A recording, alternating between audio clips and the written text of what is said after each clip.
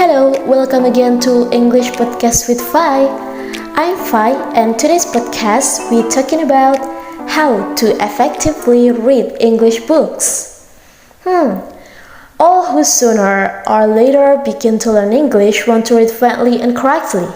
You must develop this skill from the very beginning of training and gradually improve it.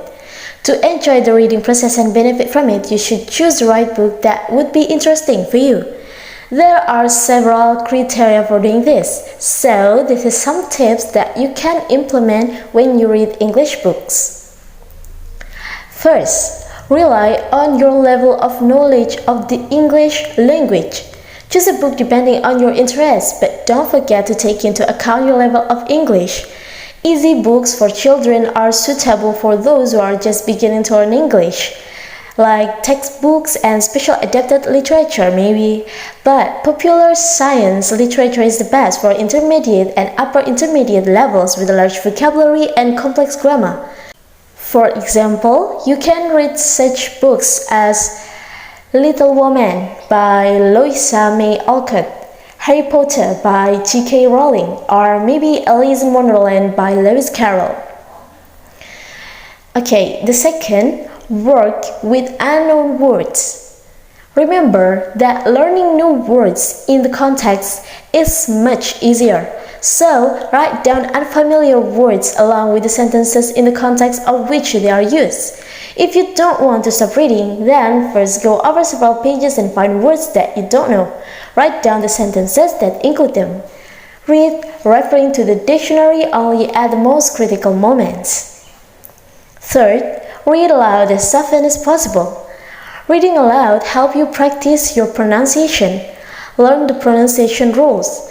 Don't try to read as quickly as possible. Read slowly, pause, use the dictionary where there is a transcription to learn how to pronounce the phrases correctly.